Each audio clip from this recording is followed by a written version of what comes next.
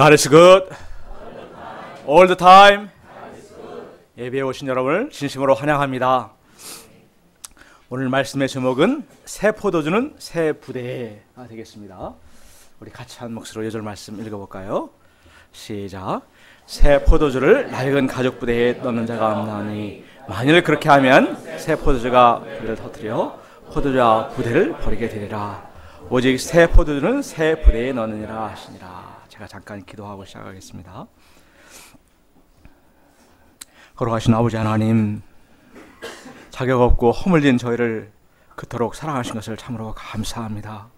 저희 10년 가운데 이 참 말씀을 통해서 또 주의 성령을 통해서 이 놀랍고 크신 주님의 은혜와 사랑을 심령에 깨달아 알 수 있도록 도와주시고, 그 사랑에 저희 마음이 감동되어서 이 주님을 또한 사랑하는 저희가 될 수 있도록 은혜에 풀어주시기를 간절히 기도하고 원합니다. 허물린 종이 이 자리에 섰사오니 다음 불쌍히 여겨주셔서 당신의 말씀만을 드러낼 수 있도록 도와주십시오. 우리 주 예수 받들어 기도했습니다. 한 초등학교 선생님이 수업을 시작하기 전에 아이들에게 이야기 하나를 들려주었습니다. 얼마 전 생일을 맞은 아이는 그렇게 갖고 싶었던 36만 원짜리 자전거를 아빠로부터 선물로 받았습니다. 할머니는 연하늘색 면바지를 선물로 사 보내주었습니다. 오후 3시에 새 바지를 입고 신이 나서 학교에 갔던 아이가 돌아와서 책가방을 던져놓자마자 자전거를 끌고 나오면서 엄마에게 말했습니다. 엄마, 나 공원에 가서 자전거 좀 타고 올게. 4시에 학원 버스가 오니까 3시 50분까지는 꼭 와야 된다. 네 엄마, 찾길 조심하고.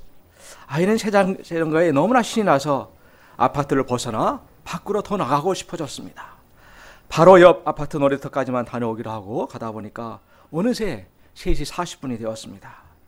한 바퀴만 더 돌아야겠다 생각하고 힘차게 페달을 밟는 순간 뿌지직 와당꽝, 누군가 길에 떨어뜨린 물건을 피하려다가 아이는 그만 길 옆에 사철나무 쪽으로 곤두박질 치고 말았습니다. 무릎은 깨지고 바지는 찢어지고 자전거는 망가졌습니다. 피가 조금씩 흐르는 무릎을 보니 갑자기 통증이 느껴졌습니다. 부서진 자전거를 보니 겁도 나고 눈물도 났습니다.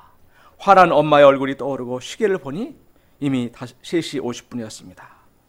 엄마는 아이가 돌아오기를 기다리며 따뜻한 우유 한 잔을 덮여놓고 기다리고 있었습니다. 약속한 시간이 5분이나 지나자 엄마는 아이에게 전화를 하였지만 아이가 받질 않았습니다. 초인종이 띵동 울린 시간은 4시 5분이었습니다. 문을 여니까 아이가 울며 서 있었습니다. 더러워진 바지는 찢겨져 있었고 무릎은 까지고 울어 엉망인 얼굴에 자전거는 부서져 있었습니다. 선생님은 이 이야기를 마치면서 만약 여러분의 엄마라면 이런 상황에서 뭐라고 할까요? 상상을 하면서 적어보도록 하였습니다. 야, 너! 이씨! 야, 너 뭐하고 온 거야? 이 자전거가 뭐야?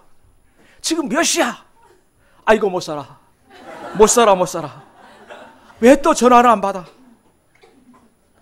아이들이 상상하는 엄마의 모습은 비슷한 특징을 갖고 있었습니다. 언성을 높인다. 아이의 이름을 부르지 않고 야, 너 하며 소리친다.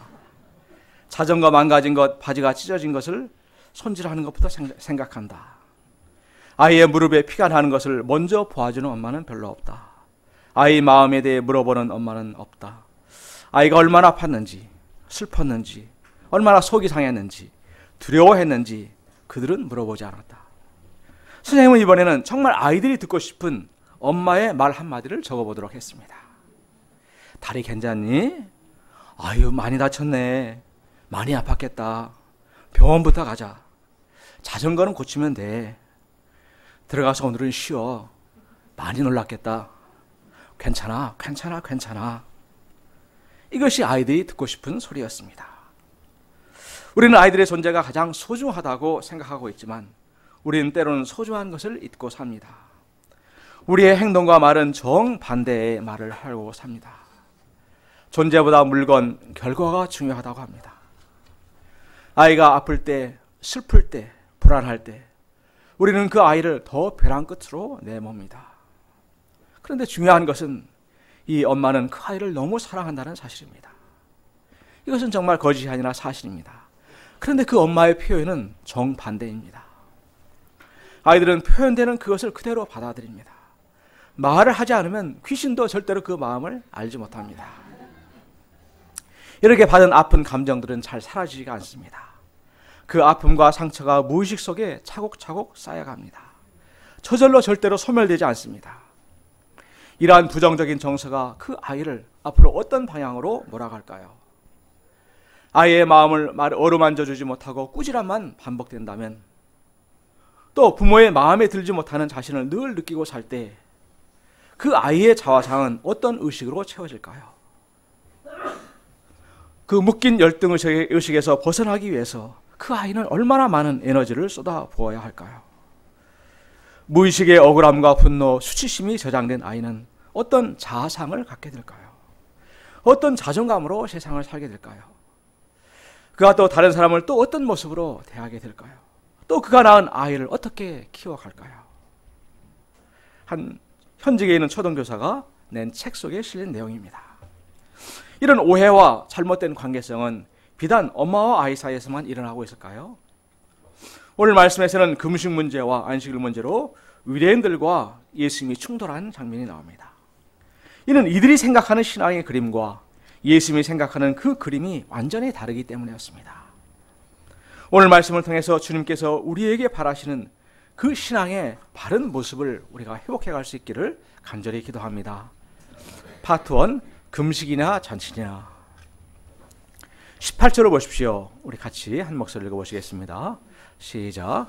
요한의 제자들과 바리새인들이 금식하고 있는지라. 사람들이 예수께 와서 말하되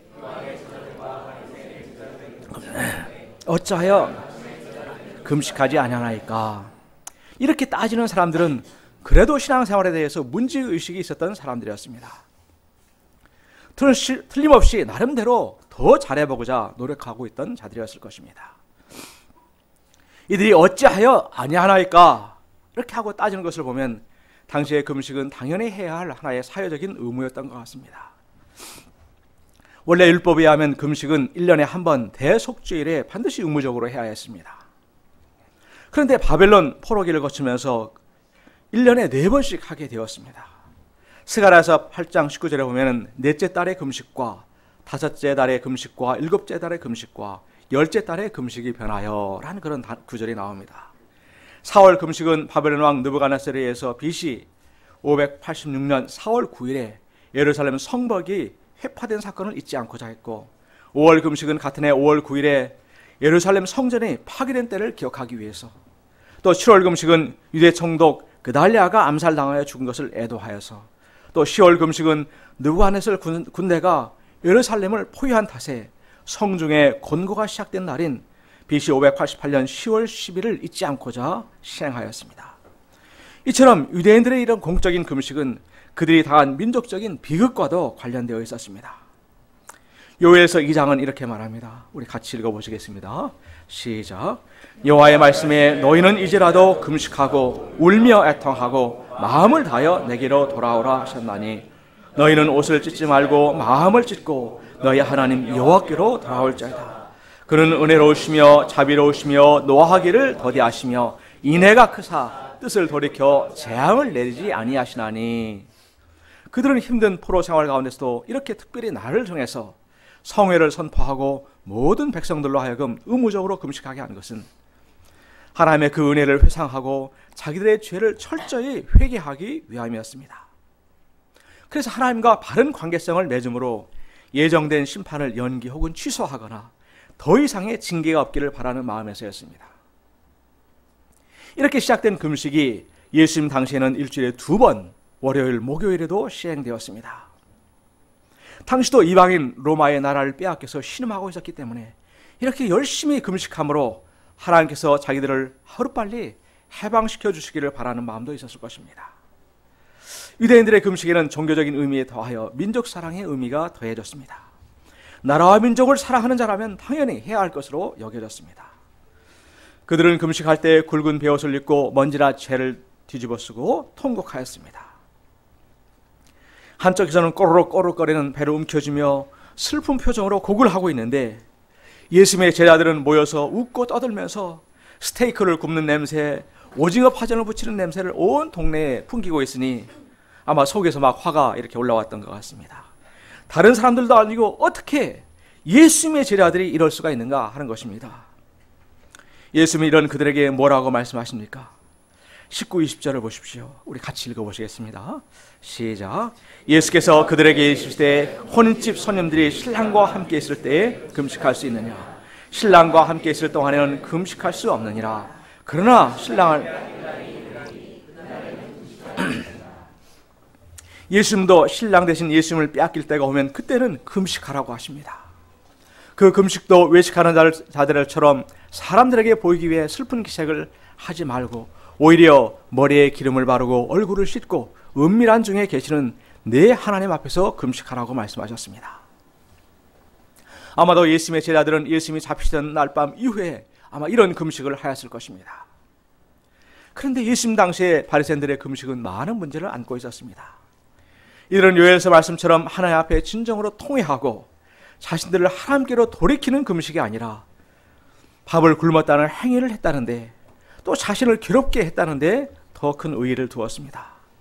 또 누가복음 18장 12절의 바리새인의 기도처럼 자신의 경건을 나타내기 위한 수단으로서의 금식이 되어버렸습니다.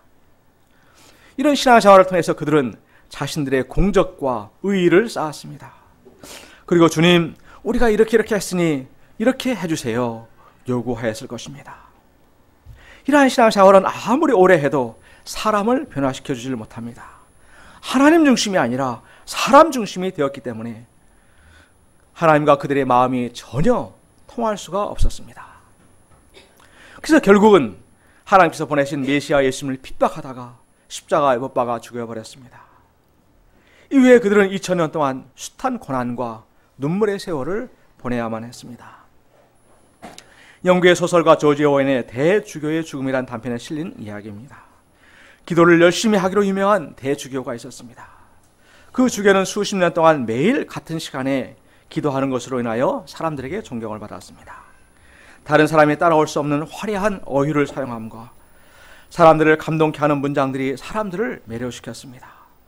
이로 인해서 사람들은 이 대주교의 기도를 듣기 위하여 모였는데 심지어는 먼 나라에서도 그의 기도를 듣기 위하여 찾아오기도 하였습니다.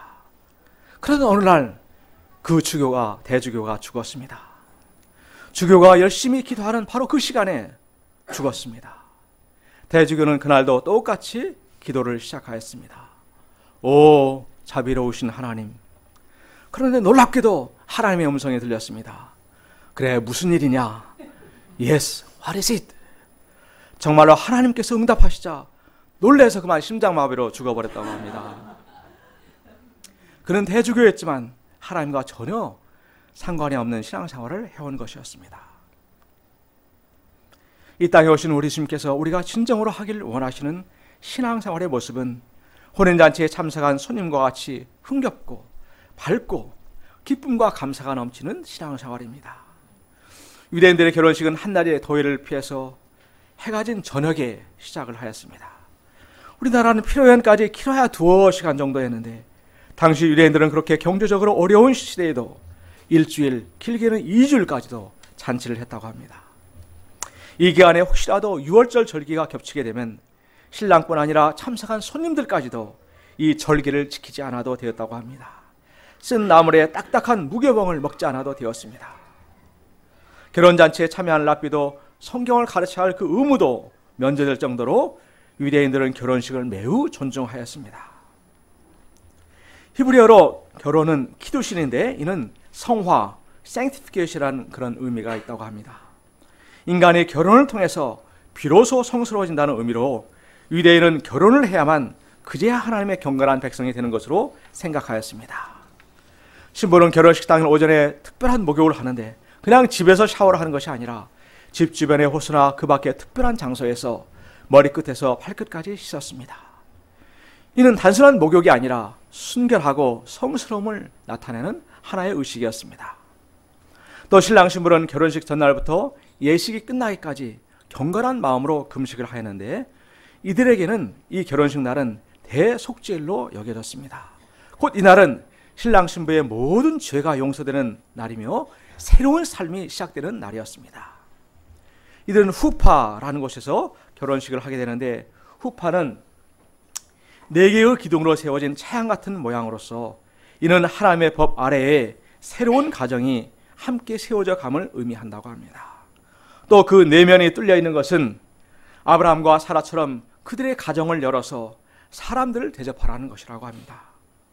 식이 시작되면 신랑과 신부가 서로의 주변을 7바퀴 도는데, 이는 둘의 관계가 평등함을 나타내며 7이라는 숫자는 완전수로 둘은 분리될 수가 없고 세상이 7일 만에 생긴 것처럼 부부의 새로운 세상이 시작되는 것을 의미한다고 합니다. 이어 랍비가 노래하듯이 전통적인 결혼 축복 기도를 낭독하고 포도잔을 건네주면 신랑 신부가 서로 나누어 마십니다. 이에 신랑은 2명의 증인이 보는 앞에서 신부에게 결혼 반지를 끼워주면서 모세와 이스라엘 법에 따라 당신은 나의 아내가 되었습니다 라고 말합니다. 이 반지에는 보석이나 어떤 문양을 새기지 않는다고 합니다. 보석을 박으면 반지에 흠이 가고 그 반지의 온전성이 깨어지고 결혼 반지로서의 가치를 잃는다고 생각하기 때문이라고 합니다. 이어 랍비는 노래하듯이 케투바라고 하는 결혼 서약서를 낭독합니다. 이는 주로 신랑의 결혼에 대한 의무나 권리, 책임이 그 내용이라고 합니다. 이는 법적 구속력이 있는 계약으로 2명의 증인이 사인을 한다고 합니다. 사인하는 게 보이죠? 다음 슬라이드 주십시오. 쭉 적고 맨 밑에 2명이 이렇게 사인한 것이 보입니다. 이는 특히 아내의 권리를 보호해주기 위하여 실행했던 것으로 아주 사소한 사항까지도 이 계약서에 적어 넣을 수 있다고 합니다. 예를 들면 이혼하거나 사별할 경우에 여성에게 일괄적으로 재정적인 지원, 10년 동안 살 수 있는 만큼의 분량이거나 여자가 결혼 당시에 가져왔던 재산의 가치를 더한 것을 하도록 기록하고 있으며, 남자는 그들이 결혼 생활을 하는 동안에 내내 아내를 재정적으로 지원할 것을 서약하였습니다. 이어 7가지 결혼 축복서를 랍비와 신랑 신부의 간의 어르신들이 돌아가면서 낭독하였는데, 그 내용은 세상의 창조자에 대한 믿음, 기쁨과 사랑, 나눔, 그리고 유대민족의 궁극적인 구속에 대한 것이라고 합니다. 이어 2번째 포도잔을 신랑 신부가 조금씩 나눠 마시면 랍비가 헝겊에 싸서 들고 있던 포도주 잔을 바닥에 던져 깨뜨립니다. 신랑은 그 깨어진 조각 위를 뛰며 더 부습니다. 이는 이 기쁜 순간에도 예루살렘 성전 파괴를 잊지 말자는 민족적인 의미와 함께 이 결혼이 되돌릴 수 없는 영원한 것임을 나타내는 것이라고 합니다. 유리잔이 부서지자마자 참석한 모든 행악들은 즐겁게 마잘토부, 행운이 있기를 이렇게 외치면서 파티가 시작된다고 합니다. 결혼식을 마친 신부가 그 가렸던 것을 벗고 환하게 웃고 있습니다. 혼인잔치 기간 동안에 신랑과 신부 친구들이 함께 내내 동행하면서 기쁨의 축제 행렬을 이루고 서로 춤을 추고 노래를 하며 준비된 포도주와 맛있는 음식을 마음껏 먹습니다. 온 마음으로 신랑과 신부를 축복해주고 그들을 최대한 영광스럽게 해주는 것이 그 참석한 하객들의 의무라고 합니다. 우리 동영상을 잠깐 이렇게 보도록 하겠습니다.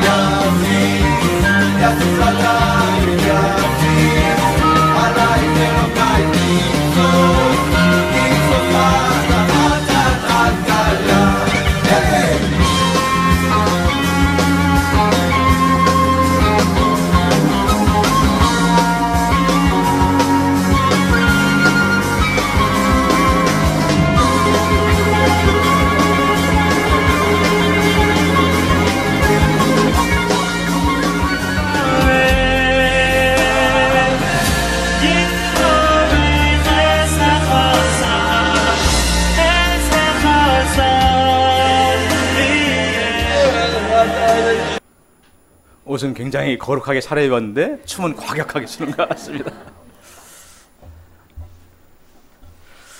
어떤 사람이 요즘에도 블로그에 유대인의 결혼잔치에 초대를 받아 갔는데 저녁 9시에 시작해서 새벽 3시에 끝났다고 했습니다. 이들의 결혼식은 단순히 두 남녀가 만나서 사는 그런 의식이 아니라 하나님의 그 창조를 이어가는 성스러운 새로운 시작으로 생각하였기 때문에 그들이 이런 어려운 형편 가운데서도 온 힘을 다해서 잔치를 준비하고 율법의 의무까지도 제하여 준 것입니다. 또 신명기에서는 우리가 아는 것처럼 결혼한 지 1년이 안 된 형제는 군대 징집도 면제를 해주면서 그 취한 아내를 즐겁게 해주라고 되어 있습니다. 우리 주님께서도 그 첫 표적을 갈릴리 가나 혼인잔치에서 행하심으로 더욱더 감사와 기쁨, 행복이 넘치는 혼인잔치가 되도록 하셨습니다. 보통 예수님을 처음에 영접할 때는 이렇게 기쁨과 감사로 보통 신앙생활을 시작하다가 나중에는 금식하고 있는 바리새인들처럼 엄숙하고 무거운 표정을 하고 있어야 하나님께서 좀 기뻐하실 것 같은 착각을 하기가 쉽습니다. 나의 부족한 나의 모습과 초라한 현실의 나를 보면은 벌서는 아이처럼 하나 앞에 뭔가 좀 두 손이라도 들고 있어야 마음이 좀 나을 것 같은 느낌을 갖기도 합니다. 또 웃고 떠들며 좀 쉬거나 놀면 마음 한구석에 죄의식을 느끼기도 합니다. 아니, 우리 주님께서 십자가에서 그렇게 고통하시고 돌아가셨는데 너 지금 그러고 있을 때냐? 하는 그런 정서가 마음속에 조금은 있는 것 같습니다. 그러나 예수님께서 메시아로 이 땅에 오신 복음시대에 합당한 신앙생활의 모습은 마치 신랑과 함께하는 혼인집 잔치와 같아야 함을 주님께서는 가르쳐주고 계십니다. 혼인잔치가 밝고 그토록 감사와 기쁨이 넘치는 것은 그 중심에 신랑과 신부가 있어서일 것입니다. 예수님께서는 이 문제 많은 세상의 구원자로 오시되 신랑으로 오셨습니다. 신랑이 신부를 사랑하고 기뻐하듯이 주님께서는 우리의 존재 그 자체를 기뻐하십니다. 수브라서 3장 17절은 이렇게 말하고 있습니다. 너희 하나님 여호와가 너희 가운데 계시니 그는 구원을 베푸실 전능자이시라. 그가 너로 말미암아 기쁨을 이기지 못하시며 너를 잠잠히 사랑하시며 너로 말미암아 즐거이 부르며 기뻐하시리라 하리라. 이 신랑의 사랑은 신부의 눈이 먼 사랑이요, 그를 구원하기 위해서는 자기 목숨도 아끼지 않고 쏟아붓는 그런 사랑입니다. 아가서에는 이러한 주님의 사랑의 고백이 담겨져 있습니다. 우리 주님의 마음으로 한번 같이 9절 10절을 읽어보시겠습니다. 시작. 내 누이 내 신부야, 내가 내 마음을 빼앗겼구나. 내 눈으로 한 번 본 것과 내 목의 굿을 한 꿰미로 내 마음을 빼앗았구나.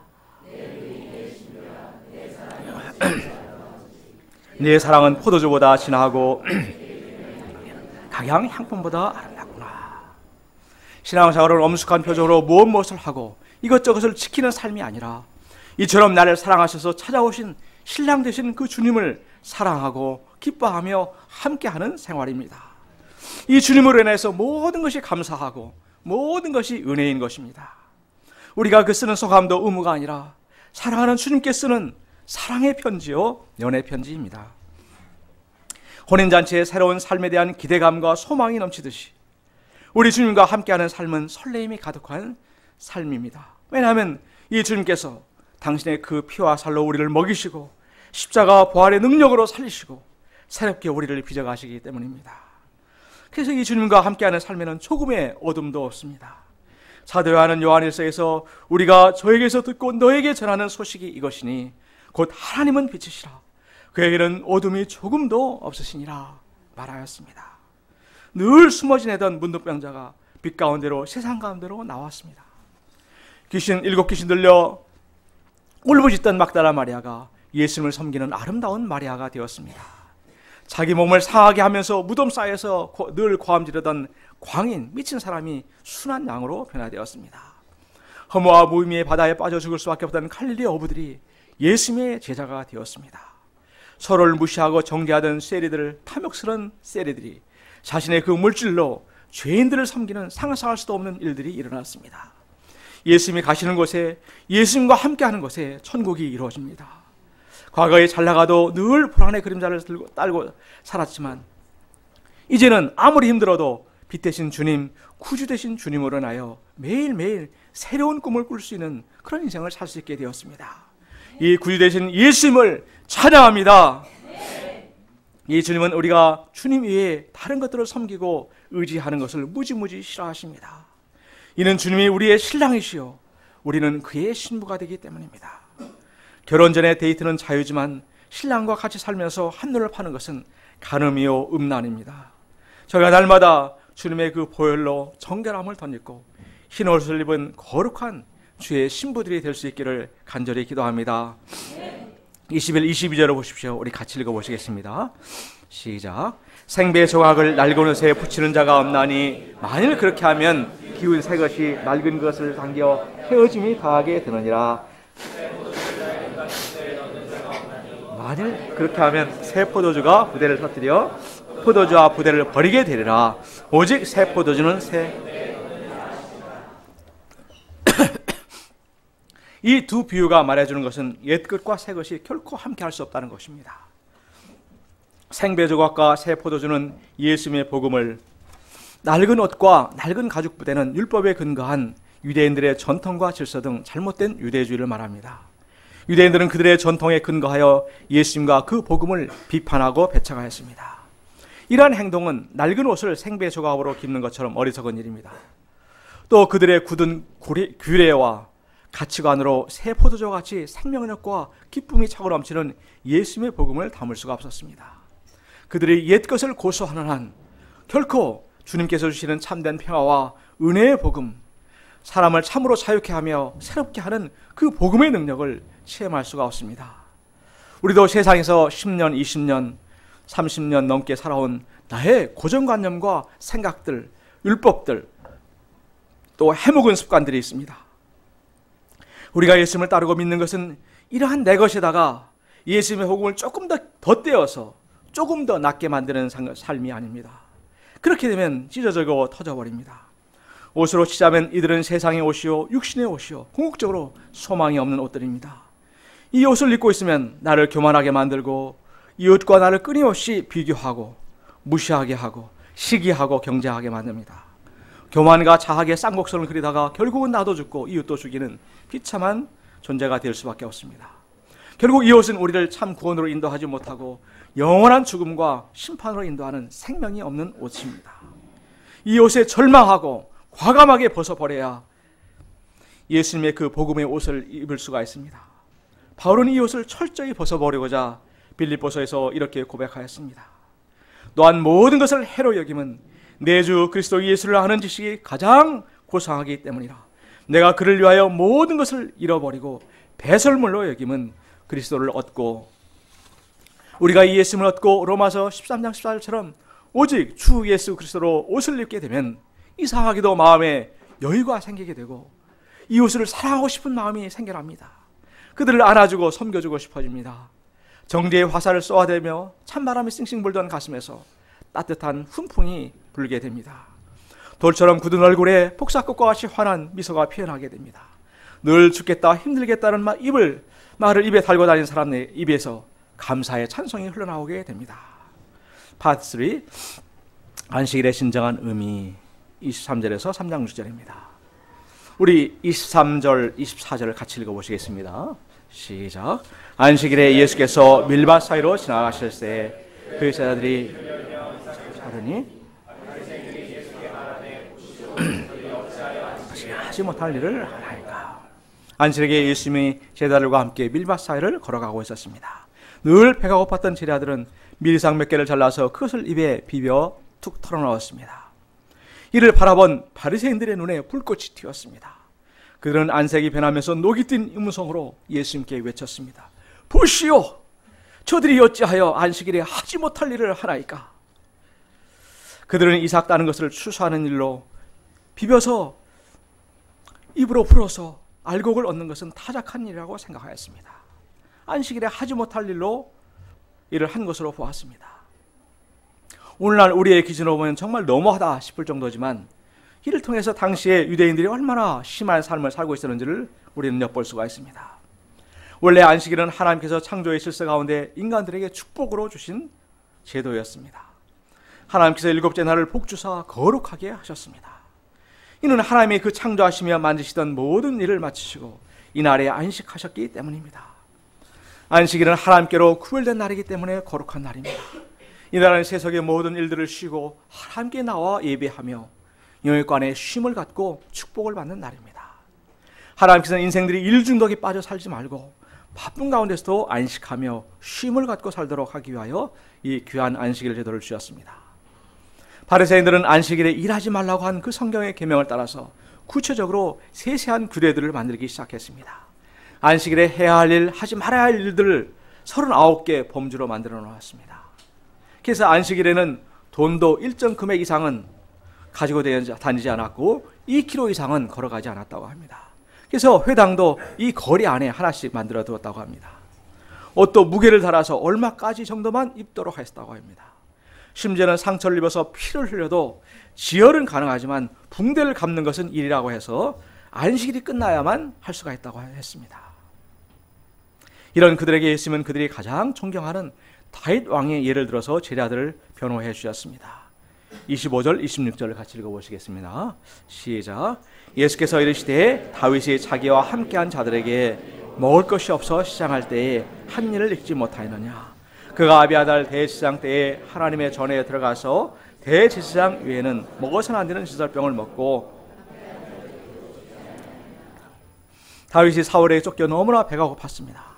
이때 다윗과 함께한 자들이 아비아달 대제사장에 가서 먹을 것을 좀 달라고 부탁하였습니다.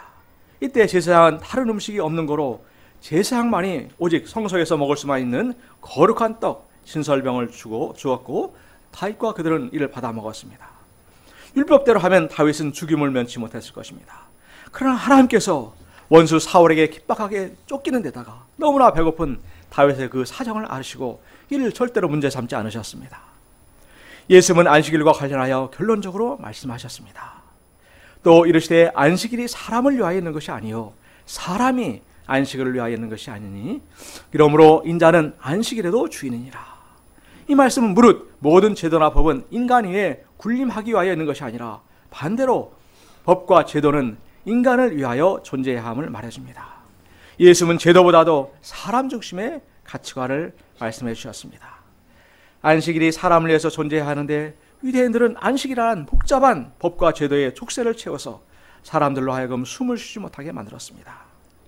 예수님께서 안식일의 주인이라는 선언은 예수님께서 그 안식일을 제정하신 하나님이 되신다는 의미입니다. 그러므로 이제 안식일은 예수님 중심으로 재해석되어야 하고 예수님께서 해석해 주신 그 안식일의 정신을 따라 지켜야만 합니다. 예수님은 이를 3장의 안식일 사건을 통해서 더욱더 분명히 가르쳐 주셨습니다. 3장 1절 2절을 보십시오. 또 다른 안식일 날에 예수님께서 회당에 들어가시니 한쪽 손 마른 사람이 거기에 있었습니다. 누가복음 6장에서는 오른손 마른 사람이라고 하였습니다.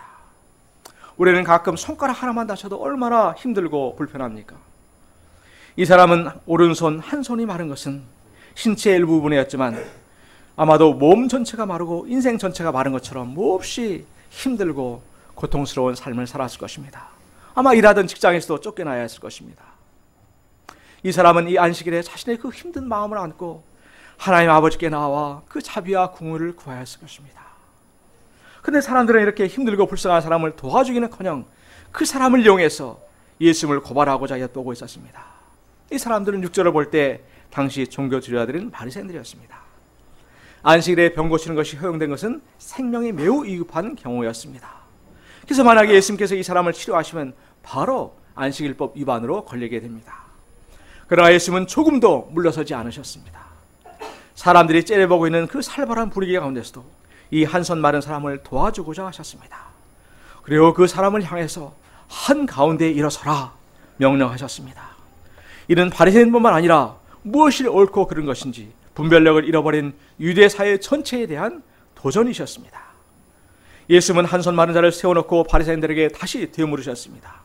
안식일에 선을 행하는 것과 악을 행하는 것, 생명을 구하는 것과 죽이는 것, 어느 것이 옳으냐? 이 질문은 굳이 무엇을 배우지 않아도 누구나 다 답할 수 있는 아주 쉬운 질문이었습니다. 안식일은 선을 행하고 생명을 구해야 하는 날이야지 악을 행하고 생명을 죽이는 날이 될 수는 없습니다. 그러나 그때까지 바리새인들은 안식일에는 아무 일도 하지 않고 거의 숨만 쉬는 것이 선이고 이유여야를 막론하고 조금이라도 움직여 행동하는 것은 악이었습니다. 그러나 예수님의 안식일의 선은 생명을 구하는 것이었습니다. 생명을 구하는 일에 안식일이 따로 없었습니다. 이들은 질문에 말문이 막히고 찔림을 받았지만 잠잠하였습니다. 잠잠했다는 것은 회개치 않음으로 완악해진 것을 말합니다.